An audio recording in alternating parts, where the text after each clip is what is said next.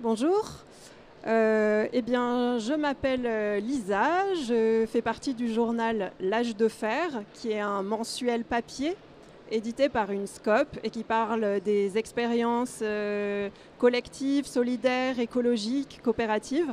Et donc nous sommes au Salon Prime Vert 2024 et je suis avec Louis-Marie des Décarbonautes qui va nous parler de ce collectif et de l'appel qui a été lancé par l'association des citoyennes et des citoyens pour le renouvellement de la démocratie. Alors, cette association a donc lancé un appel auprès des parlementaires français. Est-ce que tu peux nous expliquer quel est le but de cet appel ? Alors d'abord, merci au Salon de Prime Vert, à Plume Studio et à L'Âge de Fer pour cette interview. Alors l'appel aux parlementaires, il commence tout juste. Pour l'instant, il est un petit peu en off. On a demandé à des parlementaires de soutenir notre initiative. Peut-être je te parle de l'initiative du coup. Alors au début, c'est parti d'une association qui s'appelle les citoyennes et les citoyens pour le renouvellement de la démocratie. On a analysé ce qui ne fonctionnait pas dans notre démocratie, surtout pourquoi, pour vraiment comprendre finement les choses. Et puis on a proposé une procédure de démocratie en intelligence collective pour répondre à toutes les problématiques qu'on avait vues, en tout cas une grande partie. On a ensuite expérimenté cet outil qui s'avère être proche en fait des conventions citoyennes. On reparlera un petit peu de la technique après. Avec un très grand succès. Et ensuite, on s'est dit, bon, bah, maintenant, on aimerait bien l'expérimenter au niveau national. Donc, on a monté un collectif pour expérimenter cette assemblée de codécision au sujet de la décarbonation de notre économie et de la justice sociale, les deux grands sujets fin du monde et fin du mois, pour avoir enfin des décisions à la hauteur des enjeux. On a demandé au gouvernement qui nous a reçus. On a vu des conseillers de ministres qui nous ont soutenus. Mais ça n'a pas suffi. Et donc, on s'est dit, bon, bah, maintenant... on va passer la seconde, donc en 2024, on se prépare pour avoir les conditions pour organiser cette assemblée de codécision sans le gouvernement. Alors la porte lui reste évidemment grande ouverte, mais du coup on va l'organiser avec les parlementaires. Et l'appel qu'on a aujourd'hui, en fait, il est surtout auprès des citoyens, vous qui nous regardez là, pour que vous nous rejoigniez, pour qu'on puisse avoir un collectif qui soit fort, pour mobiliser les parlementaires et mobiliser des financeurs, parce que ça coûte très cher un dispositif de ce type, pour pouvoir réaliser enfin une vraie démocratie en France, en 2024 et donner envie à tous les Français que ce type de dispositif se multiplie. Mais alors ça veut dire quoi exactement la démocratie en intelligence collective et la codécision, c'est quoi ? Comment ça marche ? Alors concrètement, ça démarre par un tirage au sort de citoyens, donc sur souvent les listes électorales ou sur d'autres listes. On tire au hasard des adresses. Les personnes reçoivent un courrier officiel voilà, et on leur dit bah, tiens, vous allez être indemnisé, vous allez gagner 80 ou 90 € par jour pour participer à ce dispositif démocratique. Donc on crée comme ça un panel. Donc les personnes répondent à un questionnaire, on a les différentes composantes sociales pour pouvoir recomposer le panel, avoir autant de femmes que d'hommes, de CSP+, de CSP-, des jeunes, des personnes plus âgées. Ce panel va être formé avec des experts, dont une partie des experts, c'est eux-mêmes qui vont les choisir. Ensuite, ils ont déjà été bien éclairés sur la question. Ils vont rencontrer des associations et des entreprises pour co-construire également avec ces acteurs et avec les agents de la collectivité, ou si ça se passe au niveau de l'État, avec les hauts fonctionnaires et notamment avec Bercy, qui a quand même beaucoup de pouvoir aujourd'hui, pour pouvoir co-construire des solutions. Et ensuite, ces solutions, elles vont être co-décidées avec les élus. Et alors, dans les expérimentations qu'on a fait à Rennes Métropole et Clermont-Ferrand, les résultats sont tout à fait étonnants. C'est-à-dire qu'on a levé toutes les objections des élus, les citoyens, ils se sont mis d'accord. Et du coup, quand ils sont arrivés en instance légale avec les propositions, les élus qui ont participé ont convaincu leurs autres collègues. Si je prends par exemple Rennes Métropole, il y a une vingtaine d'élus qui ont participé. Et ensuite, il y a 112 votants dans l'instance légale, dans laquelle notre constitution interdit de faire venir des citoyens tirés au sort. Donc on fait à l'extérieur. Mais après, quand ils arrivent dans l'instance, à Rennes Métropole, on a eu une seule voix contre et une abstention. Et donc il y en a 110 qui ont voté pour. On avait besoin que de 51% des voix, on a eu beaucoup plus. Et à Clermont, ça a été à peu près la même chose. Et donc on voit que là, on a un dispositif où on arrive vraiment à un accord social très très fort avec toutes les parties prenantes. Les élus sont d'accord, tout est voté, tout est passé en instance légale, toutes les propositions des citoyens ont été votées, vont être mises en œuvre ou sont déjà en train d'être mises en œuvre. Et on est vraiment très très heureux de ce résultat. Et bon, c'est super chouette quoi, de se dire que c'est possible.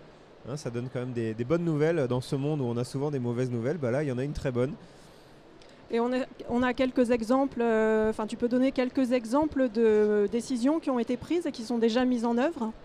Alors oui, Clermont-Ferrand, c'était sur le renouveau démocratique. Donc il y a une charte qui est juridiquement opposable et qui donne beaucoup de pouvoir aux citoyens. Donc le collectif de citoyens a beaucoup insisté sur les notions de transparence, sur les notions d'inclusion, le aller vers les publics les plus éloignés, et puis sur le jouet collectif. Alors la charte, il y a énormément de choses, mais je donne un exemple parce que je trouve qu'il est vraiment intéressant. À Rennes Métropole, une personne peut dire, voilà, moi je veux qu'il y ait une décision politique qui soit prise par rapport à ce sujet qui est de la compétence de la métropole ou de la ville, parce que pour moi il est important. La personne va déposer sa proposition sur la plateforme de la ville et c'est la ville et la métropole qui va aider à communiquer pour qu'elle atteigne un seuil qui a été fixé à 1000 signatures en 3 mois, ce qui pour un bassin de population de 500 000 personnes est quand même pas très élevé, surtout si la collectivité elle aide la communication. Et à partir du moment où on passe ce seuil, les citoyens, ça arrive dans un dispositif dans lequel il y a d'autres citoyens tirés au sort qui vont choisir en fonction du budget disponible quel type de dispositif démocratique on met en place. Est-ce qu'on va jusqu'à l'Assemblée de codécision, qui est vraiment le top qui est connu en France aujourd'hui, ou est-ce qu'on fait simplement une enquête publique et comment ça va se passer? Et donc ça donne un vrai pouvoir aux citoyens et un vrai renouveau démocratique.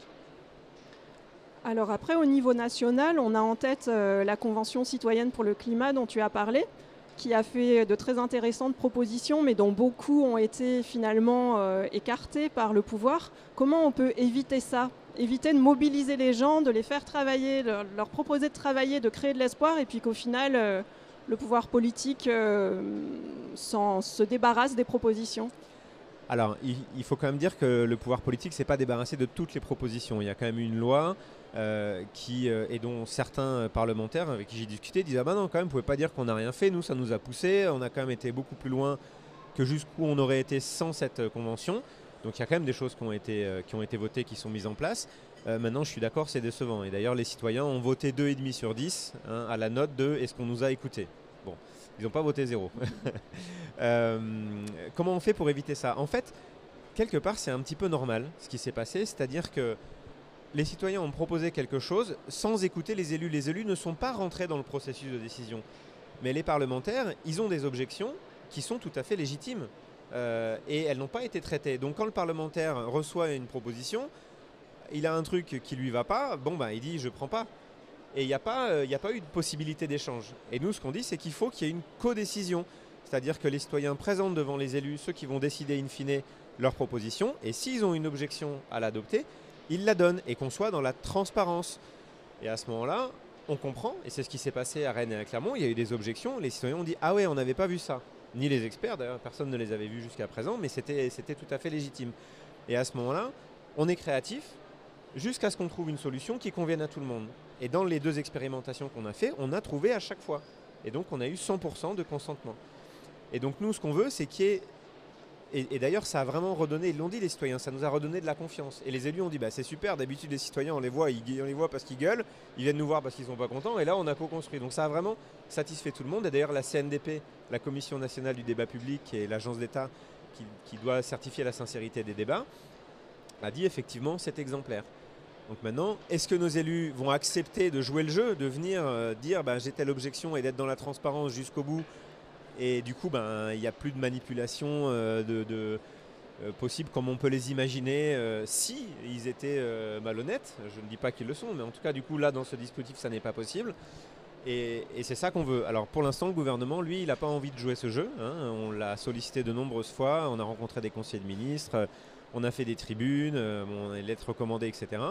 Donc on dit, on va le faire maintenant avec les parlementaires et sans le gouvernement en 2025. Pour les personnes qui voudraient soutenir votre proposition, qu'est-ce qu'elles peuvent faire? Alors, c'est très simple. Vous allez sur le site www.lesdécarbonautes.fr, vous avez un petit onglet embarquement. Et déjà, juste mettre son nom pour dire cette idée, je l'aime bien, je la soutiens. Pour nous, c'est hyper précieux. Parce que quand on va voir les parlementaires, on peut afficher combien de personnes nous soutiennent et qu'est-ce qu'on pèse politiquement. Donc ça ne vous coûte rien. Si vous pensez que cette idée est bonne, s'il vous plaît, faites juste ce geste. Après, il est possible dans le questionnaire de dire je veux bien faire un peu plus. Et alors on peut relayer la communication. en parler à ses amis. On fournit des outils, des choses à diffuser sur WhatsApp, sur les réseaux sociaux ou des kits de mini-réunions pour organiser des réunions avec ses voisins ou autres. Donc ça, c'est la deuxième étape. Et puis après, il est aussi possible de devenir bénévole plus investi dans des groupes de travail. Et il y en a de nombreux, ceux qui contactent les influenceurs, ceux qui contactent les médias, ceux qui préparent les contenus, ceux qui valident les contenus, ceux qui vont voir les parlementaires. Et éventuellement, on a aussi besoin d'argent pour pouvoir recruter, pour pouvoir avoir des salariés, pour bien faire fonctionner le collectif, de donner une petite cotisation qui est déductible d'impôt. Pour l'instant, vous fonctionnez uniquement avec des bénévoles ? Oui. Alors au début, il y a l'association Les Citoyennes et Citoyens pour le renouvellement de la démocratie qui a mis à disposition des salariés et un petit peu de ressources. Ces ressources se sont taries aujourd'hui. Donc on est effectivement uniquement sur du bénévolat. On a fait un crowdfunding qui nous a quand même rapporté 45 000 €. Donc on est en cours de recrutement en ce moment. Mais voilà, c'est sûr que des petites cotisations, ça peut nous aider. Après, c'est facultatif. La première chose déjà, c'est mettre son nom pour dire l'idée est bonne, je la soutiens. Est-ce qu'il a été difficile de convaincre les élus locaux de participer à cette expérimentation ? Alors là, on parle plus des décarbonautes. Du coup, on parle de ce qui s'est fait à Rennes et à Clermont. Alors l'association, pendant un an, au début, on avait juste une idée, on n'avait pas encore expérimenté. On est allé voir tout plein d'élus qui nous ont dit c'est génial, mais il ne s'est rien passé, on a perdu un an. Et après, on a commencé à répondre à des appels d'offres. C'est là qu'on a pu du coup faire nos expérimentations. Et ça s'est très bien passé. Les élus ont vraiment joué le jeu de la codécision. Ça a été chouette. Et d'ailleurs, Rennes Métropole, maintenant, fait partie du comité de pilotage des décarbonautes. Et c'était important que les personnes qui étaient tirées au sort pour travailler sur les décisions reçoivent une petite indemnisation ? Oui, c'est important. C'est important parce que ça nous permet d'avoir des panels qui sont véritablement représentatifs. Si on ne propose pas cette indemnité, quand les gens reçoivent les courriers, il y a beaucoup moins de monde qui répond. Et du coup, il y a un biais de sélection. Voilà. Et c'est vrai que des personnes qui sont peut-être pas très au fait de ces idées, qui ne voient pas l'importance, ils viennent parce qu'il y a une petite aide économique et ça nous permet de toucher des publics qu'on n'aurait pas eu sans ça. Et ben oui, mais la France, ou en tout cas si on veut avoir un panel représentatif, il faut essayer de toucher tout le monde. C'était financé du coup par les collectivités locales ? Par les collectivités, oui. Sur le modèle des jurys d'assises, donc c'était à peu près 85 € par jour. Et pour un investissement de temps de combien pour ces personnes ? Alors c'est 85 par jour, donc c'est une journée par rapport aux 85 €. Et en tout, sur Clermont-Ferrand, on a fait 6 sessions un vendredi soir et un samedi toute la journée. Et puis sur Rennes, ça a été différent, on n'en a fait que 3, mais qui étaient un petit peu plus longues. Voilà. Est-ce qu'il y a eu des débats houleux parfois, où tout était toujours calme et paisible ? Non, vraiment, alors ça fait partie du professionnalisme des animateurs. On pose un cadre relationnel au départ. On explique bien ce que c'est que la bienveillance pour que chacun la comprenne, se sente en confiance, que c'est la condition nécessaire pour que chacun puisse être authentique et vraiment dire ce qu'il pense.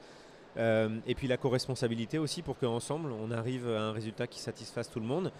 Et donc une fois qu'on a posé ce cadre, on peut y recourir si à un moment donné, on estime que quelqu'un commence à être dans le jugement, de plus parler de ce qu'il vit lui, mais de juger la manière dont se comporte l'autre. Et en fait, on a très rarement, en l'occurrence sur des expérimentations, on n'a pas eu besoin d'y avoir recours. Ça m'est arrivé dans mon expérience d'animateur de le faire, mais pas dans ces expériences-là. Donc c'est un autre modèle de débat démocratique aussi que vous proposez par rapport à ce que l'on peut voir dans les assemblées départementales, régionales, nationales, où on est plutôt dans l'affrontement. Ah, tout à fait, c'est terrible. Il y a des conseils municipaux où ils s'insultent, les élus. C'est terrible et c'est ce qu'on voit à la télé. Et quel dommage, quelle image on montre à la France. Enfin, c'est vraiment le débat démocratique, ça ne doit pas être ça. Il y a plusieurs des citoyens de la Convention Climat qui sont dans notre collectif, dont un qui est au comité de pilotage. Et alors, ils ont eu cette phrase de dire, mais d'abord, on a eu 2 surprises quand on a fait la Convention citoyenne climat. La première, c'est qu'on a rencontré la France.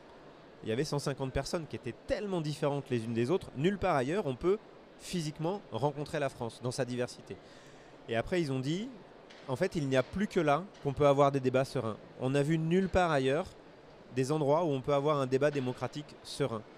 Et ce qui fait la réussite, c'est la qualité de l'animation qui est prévue et les méthodes qu'on utilise pour arriver à ces consentements de tous. Une dernière chose que vous voulez ajouter sur cette expérience et sur votre proposition ? Alors, il y aura encore pas mal de choses. D'abord, le plaisir, et puis vraiment de dire C'est plein d'espoir, je trouve, parce qu'on est dans un monde où, qui est vraiment pesant, avec des enjeux sociaux, écologiques qui font peur. Il y a beaucoup de gens qui sont angoissés ou qui sont écœurés en fait, de la manière dont ça se passe. Et là, on a un truc qui, théoriquement et dans la pratique, donne des résultats vraiment, je ne sais pas quel mot utiliser, c'est de la joie, quoi. Ça marche, c'est bon, ça fait plaisir. Et donc, allons-y, puisqu'on a une solution. Maintenant, ça dépend de vous, les citoyens. Vous avez compris que nous, sans vous, on ne peut rien faire. Donc, remplissez le questionnaire, www.lesdécarbonautes.fr, le petit onglet embarqué ici, et puis au moins être tenu au courant et nous aider pour la suite. Voilà. Merci Louis-Marie. Donc on était au Salon Prime Vert 2024 avec les Décarbonautes.